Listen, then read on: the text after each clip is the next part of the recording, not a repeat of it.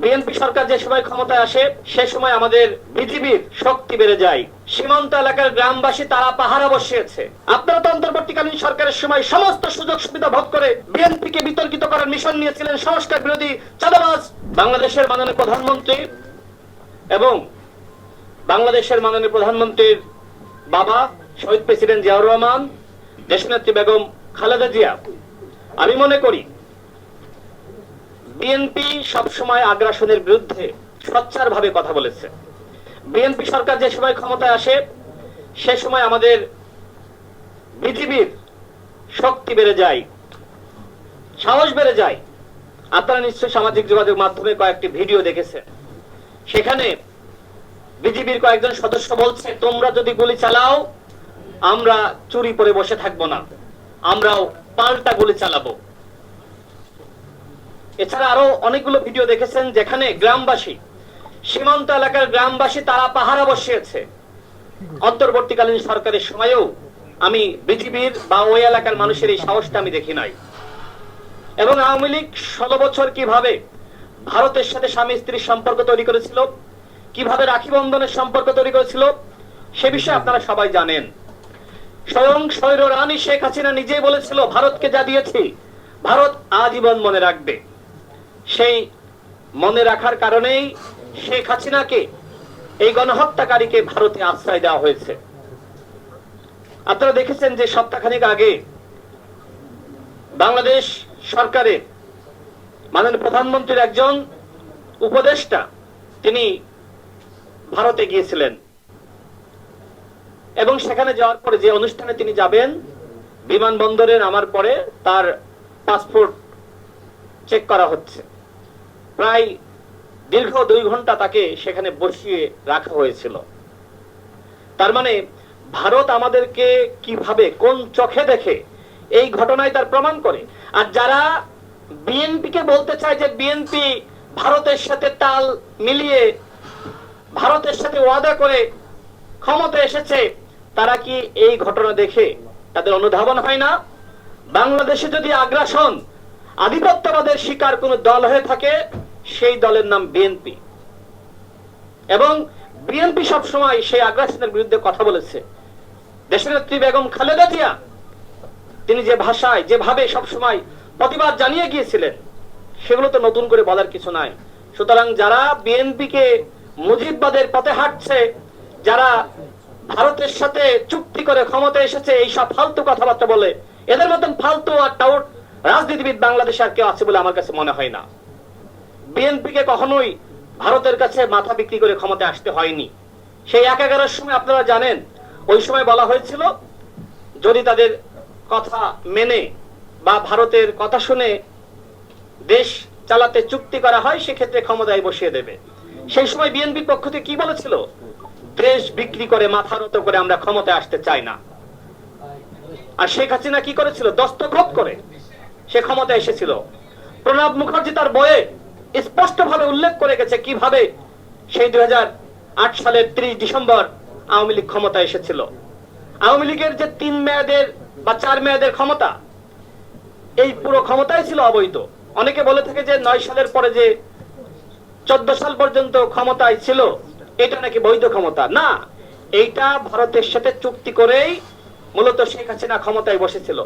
অনেক বক্তা আছে, আমি খুব বেশি বক্তব্য আমি বাড়াতে চাই না। এখানে আমাদের এমপি মারদিয়া মমতাজ আপা এসেছেন, তিনিও বক্তব্য রাখবেন। আমি ভেবেছিলাম যে আপা হয়তো আমার সাথে বসতে একটু হেজিটেশন ফিল করেন। একটা টক শোতে বলেছিলেন, আমি ভেবেছিলাম যে আপা বক্তব্য দেওয়ার আগে আমি বলে চলে যাব। তো যাই হোক, আমি যে কথা বলতে চাই শোনেন। বর্তমানে বিএনপি সরকার ক্ষমতায় রয়েছে।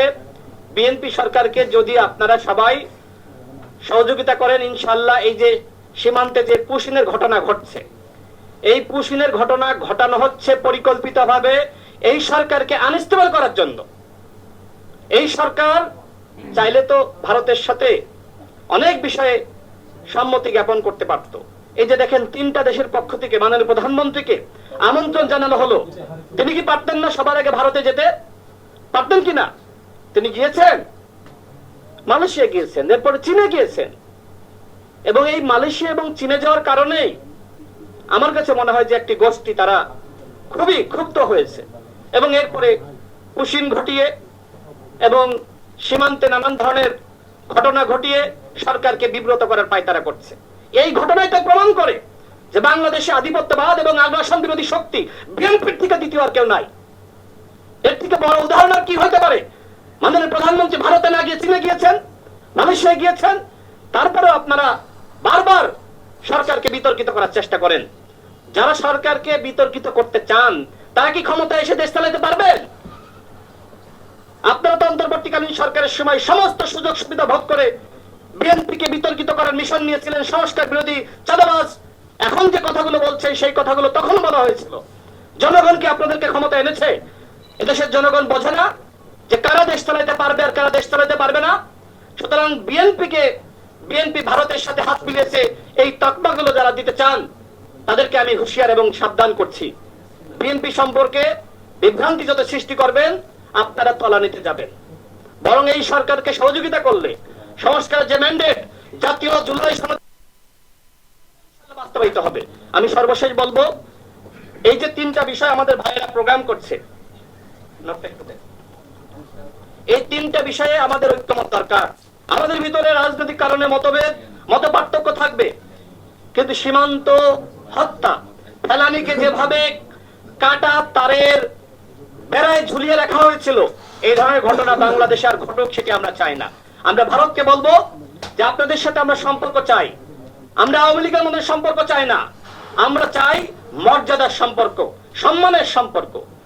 আমরা প্রতিবেশীকে অস্বীকার করতে, কিন্তু সেই প্রতিবেশী যদি সবসময় আমাকে ব্যর্থ করার চেষ্টা করে, সেই প্রতিবেশী যদি সবসময় মনে করে যে বাংলাদেশ কোন রাষ্ট্র নয়, ৭১ আমরা তাদেরকে সহযোগিতা করেছিলাম, সুতরাং এখন আমরা যেভাবে চাইবো বাংলাদেশ সেইভাবে চলবে, এটাকে আমরা মানব? ৭১ ভারত তার প্রয়োজনে সহযোগিতা করেছে, আর এদেশের মানুষ নিপীড়িত হচ্ছিল, শোষিত হচ্ছিল, বঞ্চিত হচ্ছিল, যে কারণে এদেশের জনগণ অস্ত্র হাতে তুলে নিয়েছিল। সুতরাং ভারত যদি মনে করে যে আজীবন প্রতিদান দিতে হবে, এত মাথা নিচু করে বাংলাদেশের জনগণ বসবাস করবে না। আমরা ভারতের চোখে চোখ রেখে কথা বলতে শিখেছি। সুতরাং ভারতকে বলবো এই সীমান্ত হত্যা বন্ধ করতে হবে।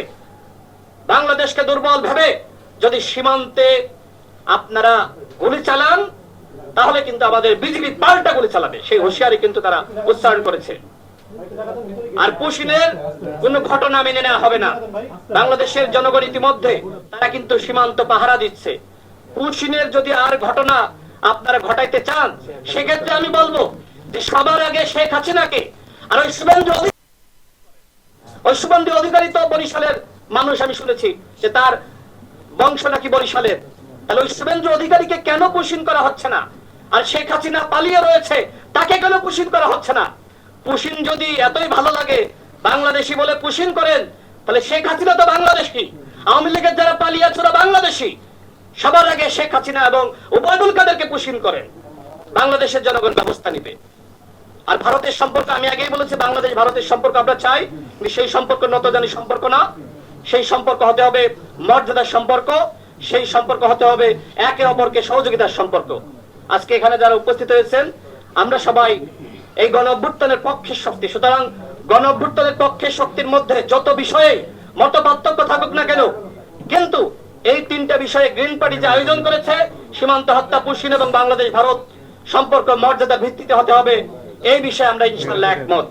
রাজনৈতিক কারণে অনেক রাজনৈতিক বক্তব্য হবে, আলোচনা হবে, কিন্তু ভারতের সাথে নতজানু সম্পর্ক করে কোন দলই অতীতে ক্ষমতায় থাকতে পারে নাই। বিএনপি নতজানি সম্পর্ক করে ক্ষমতায় থাকতে চায় না। বিএনপি জনগণের স্বার্থকে প্রাধান্য দিয়েই ক্ষমতায় থাকতে চাই। এই জন্য বিএনপি স্লোগান সবার আগে বাংলাদেশ। বাংলাদেশের স্বার্থকে প্রাধান্য দিয়েই বিএনপি সরকার পরিচালিত হচ্ছে, যার সর্বশেষ উদাহরণ মাননীয় প্রধানমন্ত্রীর মালয়েশিয়া এবং চীন সফর। আপনাদের সবাইকে ধন্যবাদ। বাংলাদেশ জিন্দাবাদ। আসসালামু আলাইকুম।